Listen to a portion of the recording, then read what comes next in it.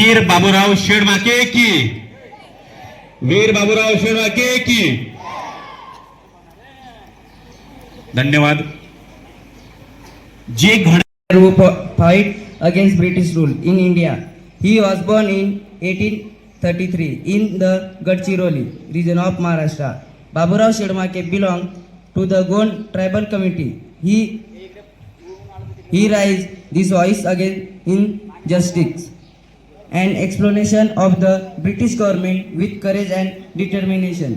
He organized tribal people and started a religion against the British. Baburao Shedmake and his followers attacked British for force and tried to free their land from British control.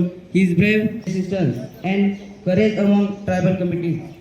However, the British captured him and he was hanged on 21.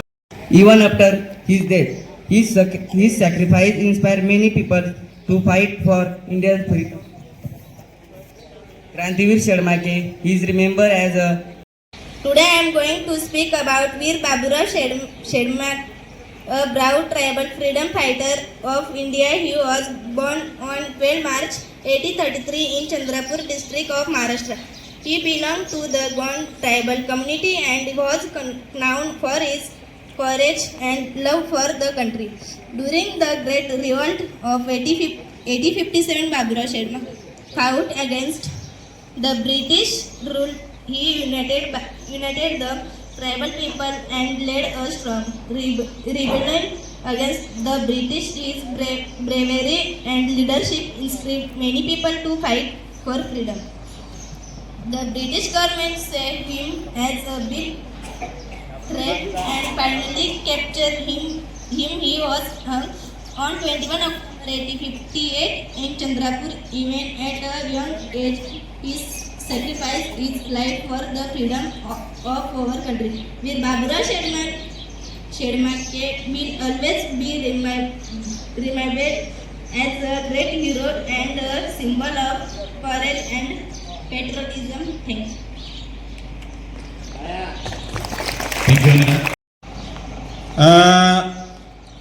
मी थोडी माहिती फक्त त्याच्यामध्ये add करेन।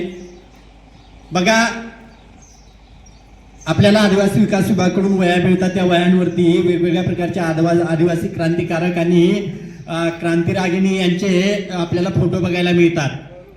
समाज सुधारक असतील त्यांचे photo बघायला मिळतात आणि त्यांचा थोडासा परिचय आपल्याला सगळ्यांना आहेच। पण हे जे वीर बाबूराव शेडमाके आहेत यांची माहिती आपल्यापर्यंत नव्हती आणि ती माहिती आपल्यापर्यंत यावी या उद्देशाने मी आपल्याला सांगतो की आपण इतिहासामध्ये शिकतोय की सगळ्यात पहिल्यांदा आपल्या भारतीय लोकांनी ब्रिटिशांविरुद्ध उठाव केला आणि तो 1857चा उठाव म्हणून आपण सर्वसाधारणपणे समजतो, है की नाही?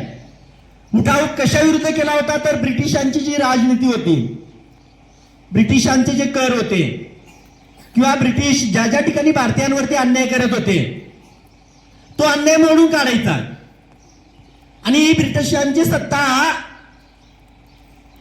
उलथवून लावायची आणि आपण आपल्या भारतीयांच्या हाती ती सत्ता घ्यायची। हा सर्वसाधारणपणे आपल्या सगळ्या भारतीयांचा उद्देश होता। म्हणजे 1857चा जो उठाव झाला त्याच्यामध्ये एकच ध्येय होतं की आपल्या देशाला स्वातंत्र्य मिळवायचं। अशा त्या 1857च्या उठावाच्या दरम्यानच ज्यांची आपण आज जयंती साजरी करतोय, वीर बापूराव शेडमाके यांनी सुद्धा त्यावेळी उठाव केला। त्यावेळेचा चांदा नावाचा जो प्रांत होता, राज्य होतं, जे की आताचं चंद्रपूर आहे किंवा आपण आता त्याला गोंडवाना म्हणून सुद्धा ओळखतो, त्या भागामध्ये या क्रांतिकारकांनी त्यांच्या अनुयायांसह त्यांच्या सहकाऱ्यांसह इंग्रजांविरुद्ध उठाव केला। बघा, त्यांच्या उठावाचा उद्देश असा नव्हता की आपल्याला स्वातंत्र्य मिळावं, त्यांच्या उठावाचा उद्देश एकच होता की जो ब्रिटिशांकडून अन्याय केला जातो, ब्रिटिशांकडून जी असमानतेची वागणूक दिली जाते, याला आणि जमीन याच्यावरती त्यांचं अस्तित्व टिकून आहे किंवा त्याच्यामुळे त्यांचं अस्तित्व आहे आणि ते जल जंगल जमीन याचे खरे रक्षण करते आम्हीच आहोत। त्याच्यावरती ब्रिटिशांचा अधिकार चालणार नाही। याची जाणीव ब्रिटिशांना त्यांनी करून दिली आणि त्यांच्या अनुयायांसह ब्रिटिशांविरुद्ध उठाव त्यांनी केले. सगळ्यात पहिल्यांदा की त्या ठिकाणच्या त्या गोंड जमातीतील ते जे आदिवासी होते त्या आदिवासींना न्याय प्राप्त करून द्यायचा, त्यांच्यावरचा अन्याय दूर करायचा, हा सर्वसाधारणपणे वीर बाबूराव शेडमाके यांच्या त्यावेळच्या तत्कालीन आंदोलनाचा किंवा त्यावेळच्या उठावाचा उद्देश होता. आणि अशा प्रकारे ब्रिटिशांविरुद्ध कारवाई केल्यामुळे किंवा ब्रिटिशांविरुद्ध उठाव केल्यामुळे फार मोठे माणूस होते, त्यांचे वडील जमीनदार होते, त्यांचं चांगलं प्रस्थापित अशा प्रकारचं सरदार होते त्या गोंडवाना भागातले किंवा त्या चांदा भागातले, ते त्या ठिकाणी मोठे माणूस होते. एका मोठ्या प्रतिष्ठित व्यक्तीने ब्रिटिशांविरुद्ध अशा प्रकारचा उठाव केल्यामुळे त्या ठिकाणी ब्रिटिशांनी त्यांना पकडलं आणि साधारणपणे 21 ऑक्टोबर 1858 रोजी ब्रिटिशांनी त्यांना फाशीची शिक्षा दिली.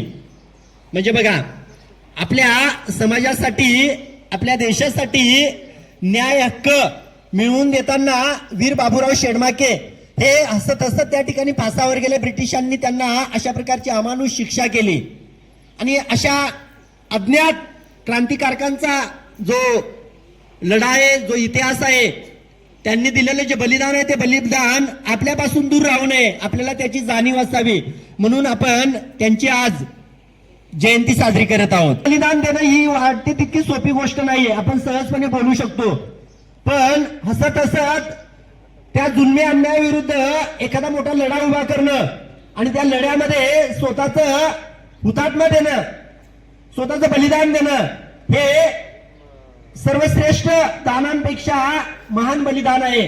आणि म्हणून वीर बाबूराव शेडमाके यांनी जे आपल्यासाठी स्वतःचं बलिदान दिलेलं आहे ते बलिदान आपण सगळ्यांनी खरं तर चिरकाल स्मरणात ठेवलं पाहिजे. एवढंच मी आपल्याला सांगेन. पुनश्च एकदा वीर बाबूराव शेडमाके हे जे आपल्यामध्ये थोर क्रांतिवीर होऊन गेले त्यांना मी त्रिवार अभिवादन करतो आणि या ठिकाणी माझे 2 शब्द संपवतो. जय हिंद, जय महाराष्ट्र.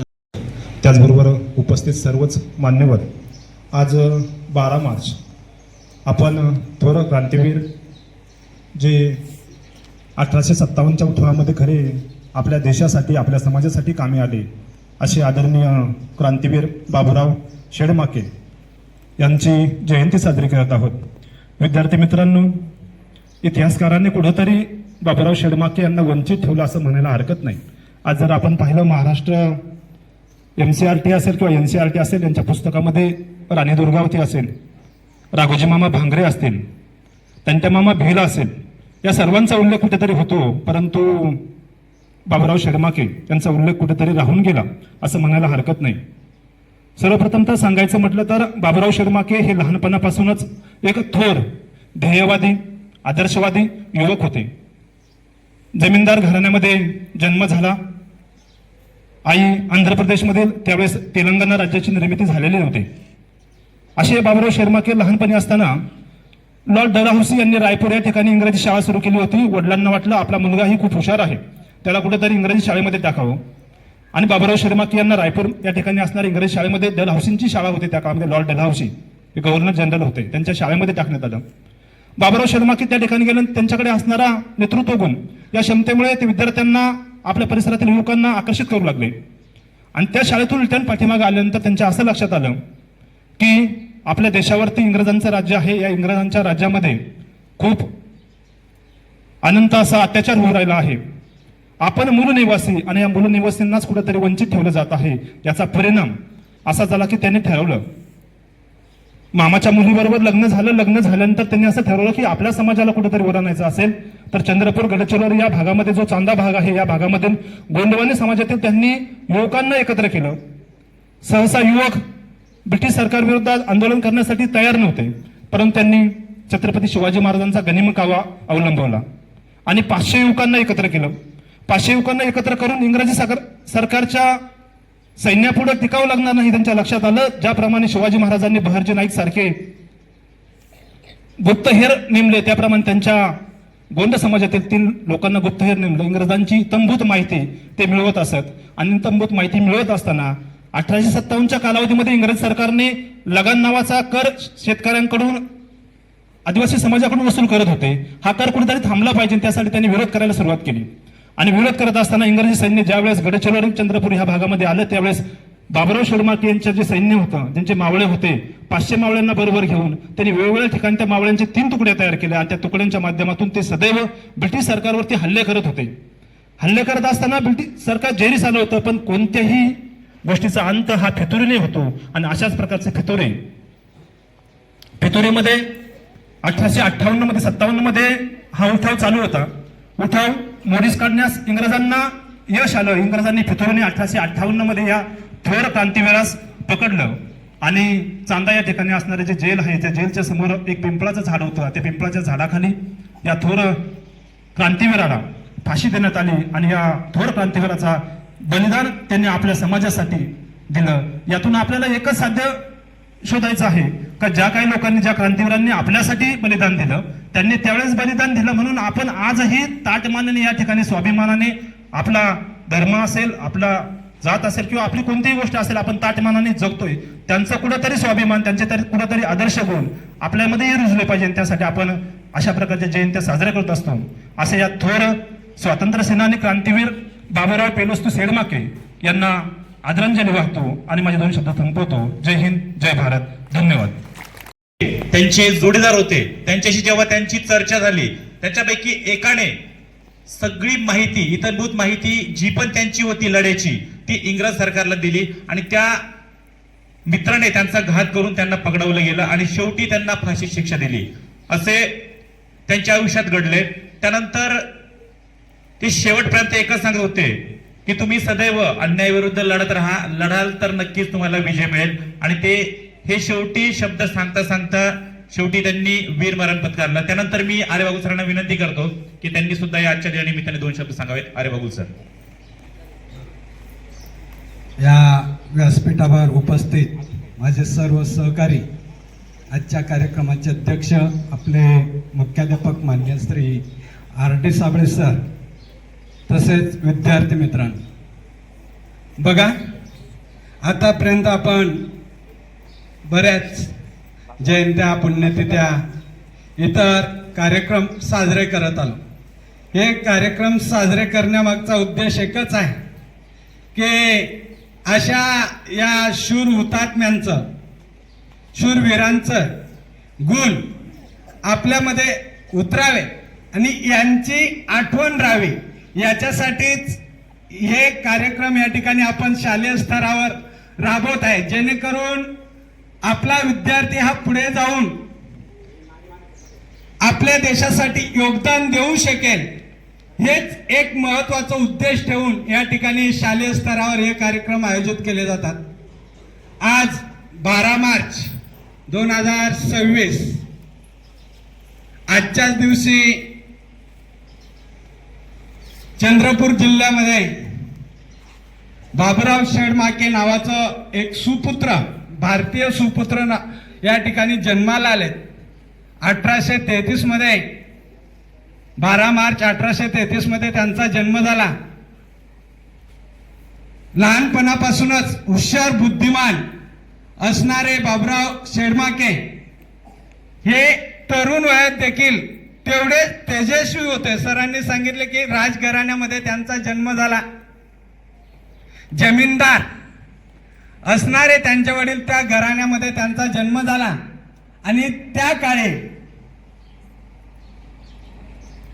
आपल्या भारत देशावर ब्रिटिशांचं राज्य होतं.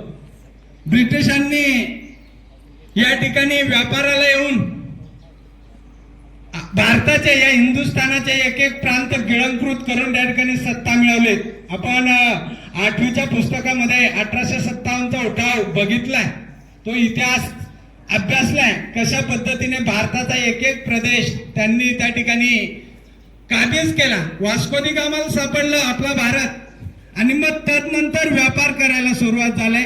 बंगाल प्रांत गिळंकृत, गुजरात, महाराष्ट्र, दिल्ली, बिहार, असे एक एक प्रांत या ठिकाणी काबीज करून त्यांनी संपूर्ण भारतावर सत्ता मिळवली. आणि मग या सत्तेमुळे भारतातील लोक जेरीस आले, ब्रिटिश धरलं गेलं त्यांना. भारतातील ज्या स्त्रिया होत्या, महिला होत्या, यांच्यावर अत्याचार, पुरुषांवर अत्याचार, सगळ्याच लोकांवर अत्याचार या ठिकाणी ब्रिटिश करत होते आणि म्हणून यांच्या विरोधात आपण लढलं पाहिजे हे अनेक शिक्षकरी व्यक्तींना वाटू लागले. त्यातील हे काही लोक, मोजके लोक आहेत की ज्यांनी या ब्रिटिशांविरुद्ध उठाव केला.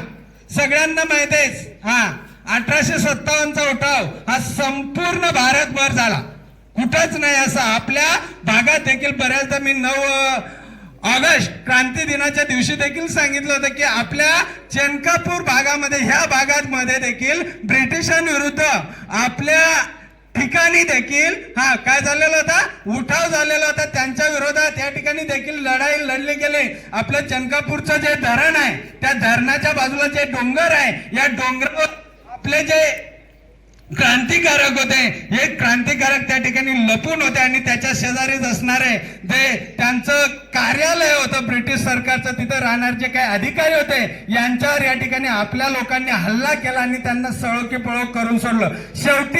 शेवटी त्यांनी या ठिकाणी आपले जे शूरवीर होते यांना वेगळ्या पद्धतीने या ठिकाणी अटक केली, पकडले गेले आणि त्यांच्यावर या ठिकाणी कारागृहामध्ये त्यांच्यावर बंदी करण्यात आली. अशा पद्धतीने या ठिकाणी क्रांतिकारक आहेत, यांना पकडायचं आहे, तुम्ही मदत करा. त्यांनी मदत केली थोड्याफार प्रमाणामध्ये, पण तरी सुद्धा ते रणांगणावर लढले आणि पराजित झाले नाही. मग शेवटच्या काळामध्ये मला वाटतं की त्या राणी लक्ष्मीबाईंना परत इंग्रजांनी दबाव टाकला आणि त्यांनी एक आयडिया सुचवली की त्यांचे नातलग असल्या कारणानं त्या राणीने त्यांच्या घरी जेवणासाठी बोलवलं आणि जेवणासाठी बोलवल्यानंतर ते गेले आणि जेवण करत असताना या क्रांतीवीराला पकडलं आणि त्यांना बाळांनो तुरुंगवास दिला. शेवटी हे सांगितलं, सरांनी सांगितलं की पिंपळाच्या झाडाखाली त्यांना फाशी देण्यात आली. बघा, त्या फाशी देताना सुद्धा बाळांनो एक वेळेस नाही, मला वाटतं 3 वेळेस फाशी दिली, 3 वेळेस. तेव्हा त्यांचा मृत्यू झाला आणि मला वाटतं त्यांचं शव त्या चून मातीच्या याच्यामध्ये फेकून दिलं. कारण आपल्याला इतिहास एवढं काही मिळालं नाही, तरी सुद्धा आपण जो काय आपल्याला मिळालं तसं तुमच्यापर्यंत पोहोच करण्याचा प्रयत्न केला. आज सुद्धा बाळालो त्या ठिकाणी त्या पिंपळाच्या झाडाखाली आज सुद्धा ते आहेच पिंपळाचं झाड आणि त्या ठिकाणी लोक जातात आणि त्या ठिकाणी क्रांती दिवसाच्या दिवशी त्यांच्या वीर मरणाच्या दिवशी त्या ठिकाणी सण साजरा, त्या ठिकाणी लोक जातात आणि त्या ठिकाणी त्यांचं जे जीवन चरित्र आहे लोकांपर्यंत पोहोच करतात. आधी त्या चंद्रपूरमध्ये मोठ्या ज्या जसं आपलं शिवाजी महाराज असतील किंवा मोठमोठे नेते असतील, जे वीर झालेले आहेत, त्यांची जशी जयंती साजरी केली जाते तसं त्या ठिकाणी साजरे करतात. आधी बाळांनो इतिहास साक्षी आहे, त्यांचे परिवार आणखी आहेतच असं त्यांनी सांगितलेलं आहे.